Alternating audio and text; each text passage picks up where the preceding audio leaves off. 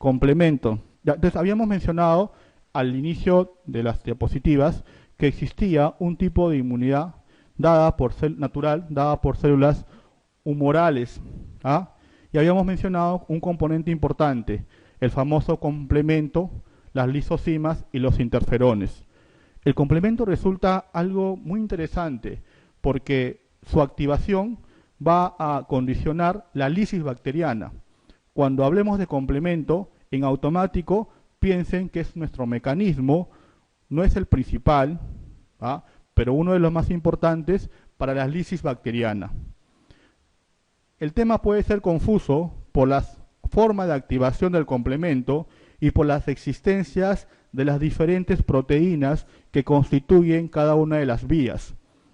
Pero vamos a hacerlo de una forma quizás esquemática para que ustedes puedan conceptualizar lo más importante. Ahí regresamos, ¿ya? Entonces, sistema del complemento, cascada de activación enzimática de un conjunto de proteínas.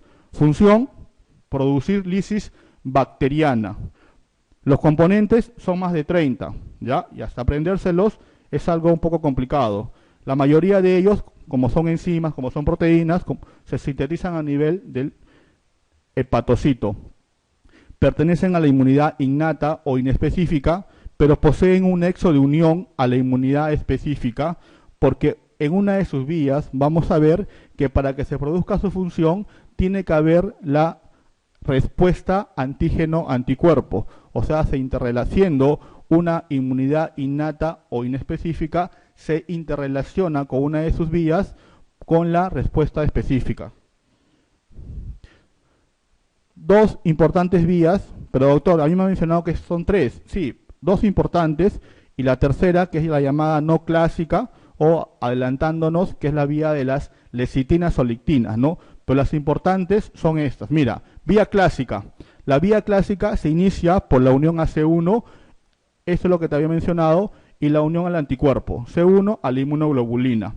El anticuerpo debe estar unido específicamente a su antígeno formando inmunocomplejos.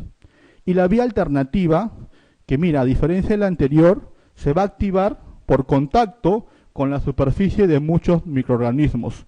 O sea, no necesita necesariamente que funcione a través de una relación con el anticuerpo. Y opera mucho antes que la anterior, opera varios días antes de que entre en acción la ruta clásica. Tiene que esperar que se hayan producido anticuerpos. Miren, gráfico. Vía clásica, antígeno-anticuerpo, cascada, producción enzimática, hacia, esto quiero que no lo olvides, C3. Olvídate de todo lo demás, que es un zafarrancho. C3. Esto es la vía en común de estas dos vías. C3. C3.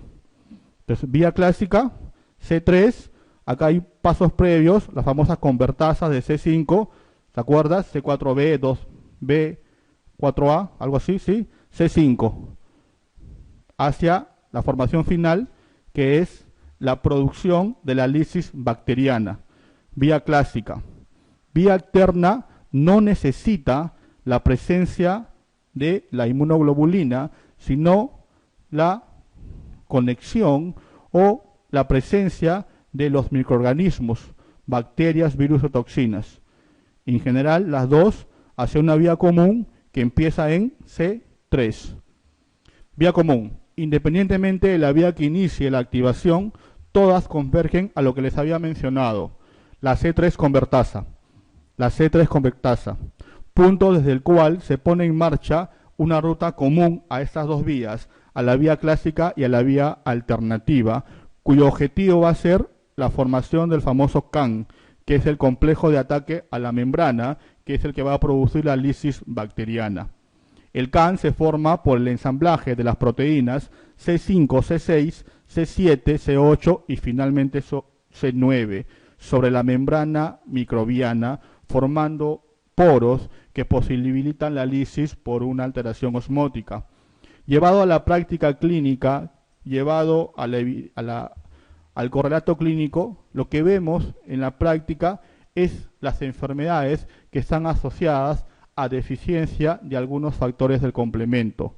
en nuestro medio, en nuestro país, existe la presencia de estos. Si habíamos mencionado que la capacidad del complemento es la lisis bacteriana. Existen microorganismos que aprovechan la deficiencia de alguno de estos factores. El más importante de lejos en nuestro medio es la familia de las bacterias condicionadas por la presencia de Neisseria. Neisseria. Ustedes saben, las dos importantes Neisserias más importantes son gonorrea, ¿no? Y la otra es Neisseria meningitidis, o también llamado meningococo. Entonces, un caso clínico orientado a este concepto podría decir: meningitis meningococémica o meningocócica está asociada a deficiencia de factores del complemento. O si te ponen un clásico, un caso clínico donde te mencionan la presencia de Neisseria y la posibilidad de que esté faltando en el sistema inmunitario, va a ser complemento. No te olvides, ¿ya? Entonces, mira, fácil, 21. Inicia la vía común del complemento. ¿Ves? Nada más, ¿no? C3. Entonces, otro grafiquito. La vía clásica, ¿ya? Que es importante, ¿sí? Pero siempre tiene que estar unida al anticuerpo, ¿ya? La vía alternativa no necesita la relación con el anticuerpo. La superficie del patógeno crea el ambiente local que produce a la activación del complemento. Y la otra vía, o tercera vía llamada por algunos, la vía de la lectina o lecitina. Y acá es importante, va a funcionar ligándose a un componente de las membranas de los patógenos, que viene a ser la manosa. O sea, va a actuar con bacterias que tengan este componente en su membrana, que es manosa. Manosa, con N, manosa. La vía de la lectina. La lectina, ligadora de manosa, se une a la superficie del complemento. Entonces, las tres vías, ¿sabe? La activación del complemento, al final, muerte por lisis, por actividad osmótica. Y lo común en este gráfico, no te olvides, C3.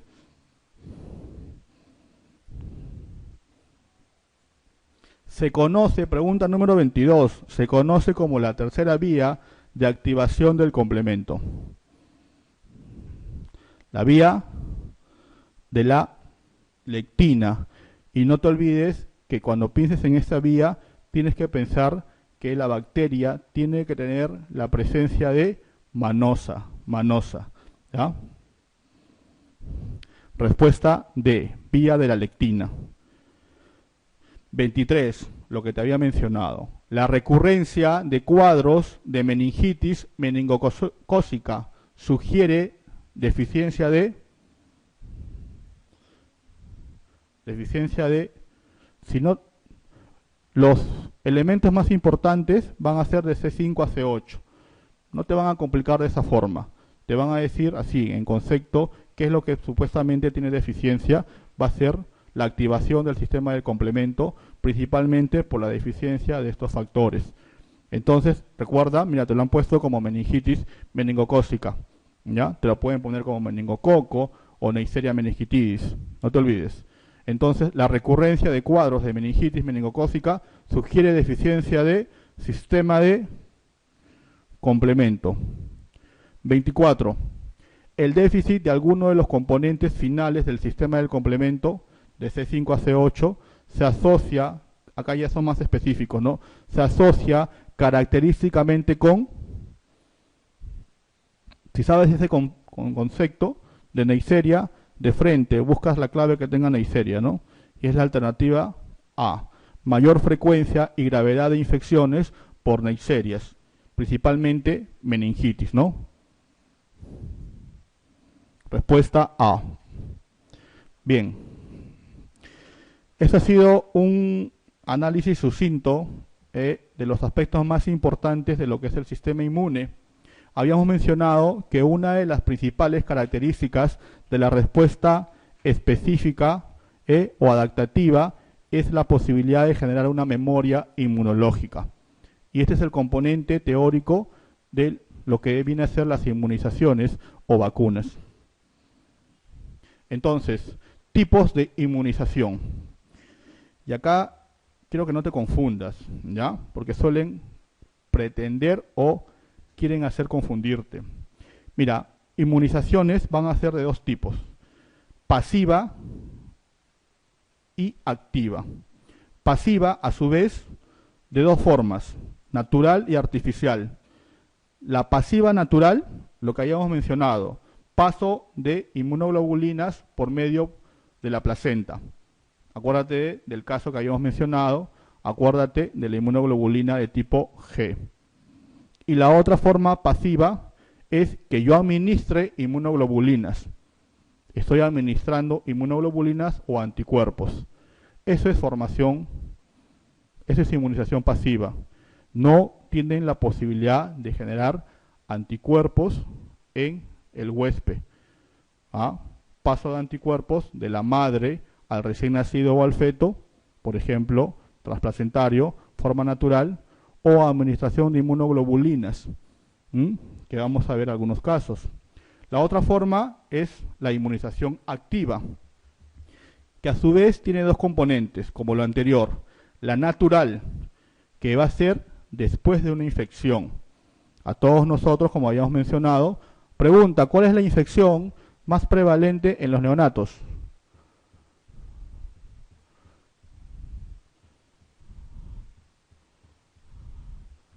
Claro. Hay preguntas de cajón que ustedes ya tienen que saber. Citomegalovirus, citomegalovirus, citomegalovirus. Entonces, quiere decir que todos hemos tenido contacto con citomegalovirus.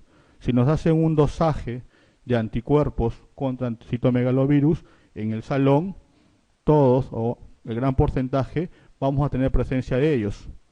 Esa es la inmunidad activa natural, probablemente después de una infección, que es diferente de enfermedad, ¿no? Eso ya lo van a ver en epidemiología.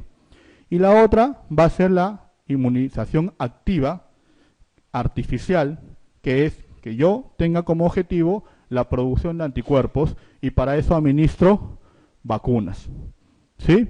Entonces, recapitulando, inmunización pasiva, dos tipos: natural, paso de inmunoglobulinas, por ejemplo, o artificial, administración de inmunoglobulinas, o también llamados sueros conjugados por algunos, ¿no?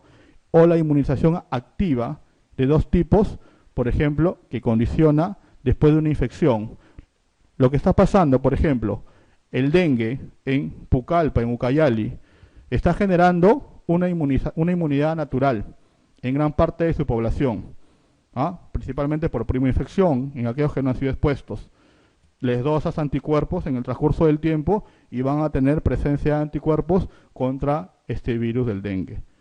Artificial, vacunación, lo que hacemos en las campañas de vacunación, o lo que hacemos, por ejemplo, para hepatitis tipo B en personas adultas, o como nosotros, personal de salud.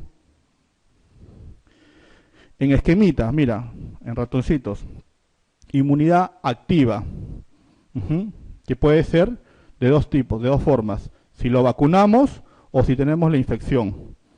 Días después, mi objetivo es generar una respuesta inmunitaria que principalmente va a ser específica, pero que sí o sí tiene un componente de memoria.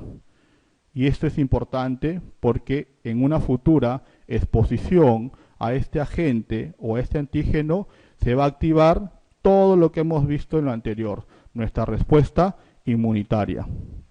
La inmunidad pasiva, de dos formas también. Por ejemplo, anticuerpos, o acá ponen, por ejemplo, linfocitos T, ¿no? que van a generar también una respuesta en este huésped.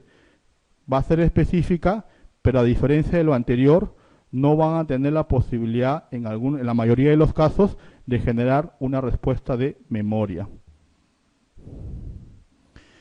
¿Sirven o no sirven las vacunas? Esto es para desterrar aquellos mitos en relación a que creen que las vacunas no sirven o piensan más en los efectos supuestamente atribuidos a vacunación. Solamente miren los porcentajes los porcentajes previos a la vacunación, previos y posteriores a ellos en reducción de las tasas de la enfermedad. Para difteria, para sarampión, para parotiditis, para tosferina. Entonces, este cuadro es categórico, ¿no? Creo que el hito más importante en medicina lo constituye las inmunizaciones, ¿no? Bueno, vamos a desarrollar los diferentes componentes de las vacunas en relación a sus componentes, sean de virus vivus atenuados o sean virus inactivados, ¿ya? Entonces, mira, pregunta número 25. ¿Cuál de los siguientes casos corresponde a un ejemplo de inmunización activa natural? Habíamos dicho de que la inmunización activa puede ser de dos formas. La natural, que es la adquisición de la infección, o la artificial, que viene a ser la vacunación. Me están preguntando eso. Un ejemplo de inmunización activa natural. A. Formación de anticuerpos contra el dengue luego de la primoinfección. ¿Eso es inmunización activa natural? ¿Sí o no? ¿Sí o no? ¿O no? ¿Sí, no? Claro que sí, doctores. Inmunización activa natural, habíamos dicho, acuérdense que es principalmente cuando se da la infección. Vamos a generar nuestros propios anticuerpos. Esa es inmunización activa natural. Para el caso de vacunación o inmunizaciones, inmunización activa pero artificial. Por ejemplo, B, formación de anticuerpos contra el virus de hepatitis B luego de la administración de la vacuna. Esa es inmunización activa pero artificial. ¿Sí? Administración de inmunoglobulina específica antitetánica a un paciente con tétanos del adulto. Esa es inmunización pasiva, natural o artificial. Artificial, le estoy dando anticuerpos. Recién nacido con anticuerpos IgG antivaricela adquiridos transplacentariamente. Inmunización pasiva, natural. La paso de anticuerpos de la madre al recién nacido. Ninguna de las anteriores no. Clave 25A. Formación de anticuerpos contra el dengue luego de la primoinfección. Clasificación de las vacunas.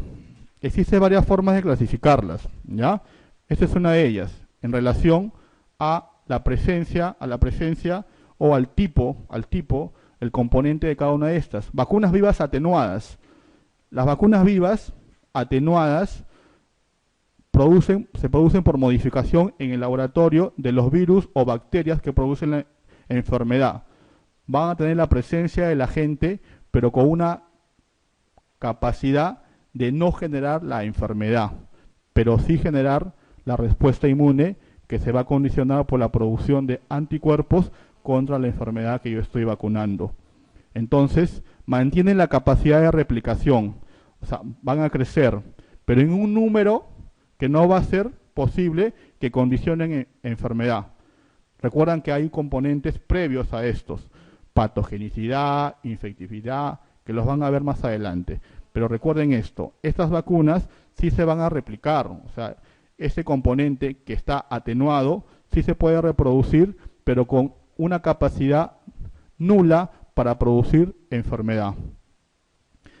Respuesta inmune deben replicarse en la persona vacunada en cantidad suficiente para estimular la respuesta inmune. Mira, cualquier daño sobre el microorganismo vivo puede causar que la vacuna pierda efectividad y es por eso tan importante, por ejemplo, lo que sucede en nuestro medio en relación a la forma en que se mantienen estas vacunas, ¿no? A aspectos importantes, ¿no? Los externos, calor, luz y la cadena de frío, que muchas veces la tenemos en pésimo estado. Esos son relacionados al vial, pero en nosotros, en el cuerpo humano, ¿qué es lo que puede condicionar una interferencia para su acción?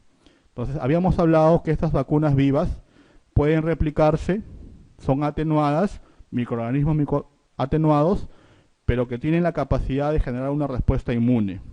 ¿Qué se ha visto? Cuando existen anticuerpos circulantes, hay interferencia con la replicación del microorganismo. No entiendo, doctor. Te están diciendo lo siguiente. Por ejemplo, habíamos mencionado de que la inmunización puede ser natural y artificial, independientemente del tipo. Si, por ejemplo, yo administro inmunoglobulinas de cualquier tipo, voy a producir en el microorganismo, en el huésped, presencia de anticuerpos circulantes. Estos anticuerpos circulantes pueden hacer que las vacunas vivas atenuadas no actúen adecuadamente en generar una respuesta de anticuerpos. Te están diciendo eso sencillamente. Entonces, pregunta número 26. Sobre las vacunas elaboradas a base de virus atenuados, indiquen la que no corresponda.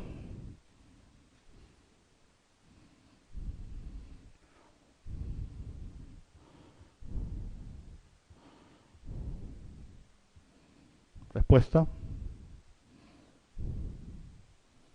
Respuesta. ¿Seguro? Eso es falso, ¿no? Habíamos dicho que al contrario, o sea, sí mantiene su replicación. Sí mantiene su replicación, pero lo que no generan, doctores, es enfermedad. No generan enfermedad. Salvo, y esto es ya algo más raro, ten mucho cuidado, ya lo puedes ir deduciendo en personas inmunocomprometidas, ¿no? Inmunocomprometidas, ¿ya? Ahora vamos al otro tipo de vacuna. Entonces, hemos hablado del primer componente importante, que son las vacunas vivas atenuadas, ¿no? Atenuadas, que tienen la propiedad, se replican, generan posibilidad de anticuerpos, pero no enfermedad. Estas vacunas son importantes, mira, vacunas inactivadas, no están vivas, obviamente, al no estar vivos, no se van a poder replicar. La dosis completa de antígenos se administra en la inyección o en el vial. No pueden producir la enfermedad infecciosa, ni siquiera, importante, en una persona inmunodeprimida, porque no se van a replicar. Entonces, ya te puedes ir deduciendo que las vacunas inactivadas, vas a ver los tipos de ellas, son las que se va a preferir en personas inmunocomprometidas. Por ejemplo, VIH, por ejemplo, personas que están suprimidas por corticoides, por ejemplo, por quimioterápicos, pero en nuestro medio principalmente infección por VIH. Si te preguntaran así solamente un conceptito, en infección por VIH, las vacunas que están condicionadas a poder aplicarse van a ser las vacunas inactivadas. A diferencia de lo que habíamos visto, las vacunas anteriores que se recomienda, las atenuadas, no aplicar en personas inmunocomprometidas. Entonces, vacunas inactivadas siempre requieren múltiple dosis. Eso es cierto, ¿no? Porque vamos a generar mayor posibilidad de anticuerpos y siempre la posibilidad de que aumentando esto en relación a lo que queramos dosar, la producción de anticuerpos y la producción de una capacidad de memoria. La primera dosis no produce protección. La respuesta inmunológica protectora se desarrolla después de la segunda, principalmente después de la segunda o la tercera dosis. Pero el componente importante es esto. No están vivas, no pueden replicarse, ¿verdad? Y lo segundo, en relación a que sí se pueden aplicar en personas inmunocomprometidas o inmunodeprimidas. ¿De qué estamos hablando? Entonces podemos dividirlas en relación al tipo de microorganismos. Bacterianas atenuadas, BCG. BCG, ¿contra qué tipos de tuberculosis me protege?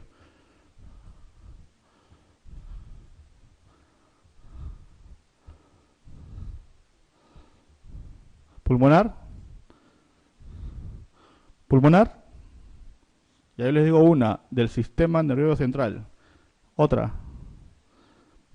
Se dice que teóricamente protege contra las formas más severas, ¿ah? Y en nuestro medio la severidad principalmente está dada por el componente a nivel del sistema nervioso central. Otro importante cuando las formas miliares, ¿no? O también se dice que te protege cuando hay afectación de serosas, pero teóricamente lo van a encontrar en estos dos componentes: tuberculosis del sistema nervioso central, tuberculosis miliar y para algunos conceptos también la asociada a componente óseo, pero no te cubre, como alguna vez me comentaron o pensaban, para las formas pulmonares. Bueno, vías atenuadas, BCG, anticolérica, antitifoidea, polisacáridos capsulares, antimeningococo, antihemófilos, importante, ¿no? Bacterianas, a diferencia de las que habíamos mencionado, las inactivadas, que se pueden aplicar en personas inmunocomprometidas. Por ejemplo, mira, pueden ser antipertusis, anticolérica, antitifoidea, pero no son iguales a las anteriores. No, mira, orales, y acá son parenterales. Toxoides, clásico, antitetánico y antidicteria, bueno, que ya no vemos como enfermedad importante, ¿no?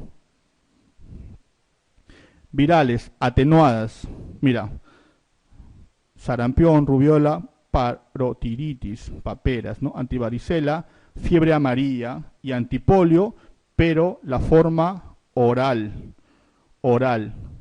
Entonces, si te preguntaran si yo puedo administrar la vacuna contra polio en pacientes con infección por VIH o inmunocomprometidos, la respuesta va a ser sí puedo, pero que no sea la presentación oral.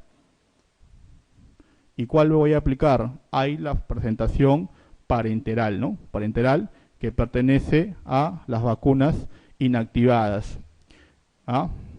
Antigripal, antipolio en forma parenteral, antirrábica, antihepatitis A, antiencefalitis japonesa y otras que tienen una condición importante. Van a ser inactivadas, pero tienen un mecanismo basado en la recombinación genética. Vamos a verlo. A ver, 27. Todas las siguientes vacunas están contraindicadas en sujetos infectados por infección por VIH en estadio de inmunosupresión severa o SIDA, excepto. Te están preguntando de esas vacunas cuál puedes poner a VIH, excepto una de ellas, ¿no? Le podríamos poner la triple de sarampión, parotiritis y rubiola. Primero, esta es atenuada o inactivada o muerta.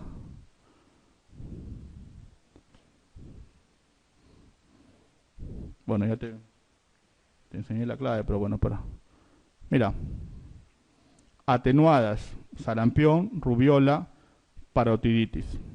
Habíamos mencionado de que esas vacunas no se recomiendan en pacientes inmunocomprometidos, porque a pesar de que están atenuadas, por la situación de inmunosupresión, la posibilidad en este grupo de generar infección o enfermedad es elevada.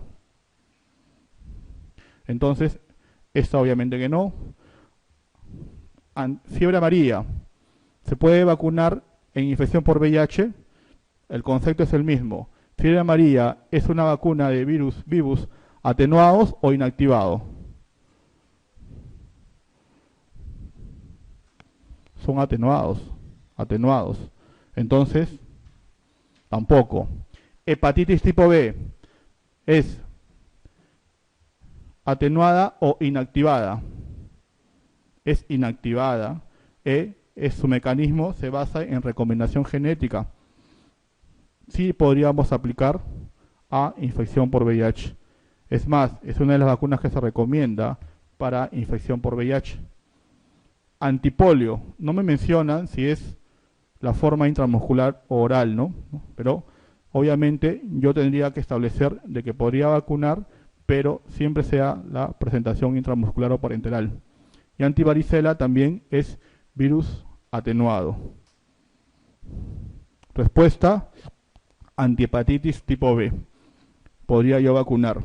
En forma práctica, si les mencionaran, se recomienda en infección por VIH o inmunocompromiso la administración de vacunas que estén inactivadas, ¿no? A nivel de qué estadio estamos hablando, se recomiendan que sean administradas a partir que el paciente tenga un CD4 mayor de 200. Es una recomendación también, ¿no? Entonces, uno de los tipos importantes que habíamos visto son las llamadas, dentro de las vacunas, por ejemplo, como hepatitis tipo B, son las llamadas vacunas recombinantes. Como su nombre lo indica, se desarrollan por tecnología basada en la recombinación genética. Miren, se elabora mediante la inserción de un segmento génico del virus de la hepatitis B dentro del gen de una célula de levadura. La célula de levadura modificada, cuando crece, produce antígeno de superficie puro de hepatitis tipo B. Es una vacuna inactivada, pero que se desarrolla en base a la tecnología de recombinación genética. Sabes que es un ADN, sabes que es muy prevalente en nuestro medio y sabes que nosotros todos debíamos estar vacunados contra lo que es infección por hepatitis tipo B. Entonces, el otro componente importante es las llamadas vacunas conjugadas. Acá tienes que tú establecer el primer concepto. ¿De qué están constituidas? Un polisacárido capsular más una proteína transportadora. Ese es importante, o lo más importante de estas vacunas. ¿Ya? Entonces, te preguntan sobre eso, ¿no? ¿Qué contiene una vacuna conjugada? Así fue la pregunta. ¿Qué contiene una vacuna conjugada? Y recuerdas, las vacunas conjugadas son polisacáridos capsulares más proteína transportadora. ¿Qué contiene una vacuna conjugada? Una proteína y un polisacárido unidos covalentemente. Respuesta: una proteína y un polisacárido unidos covalentemente. Pregunta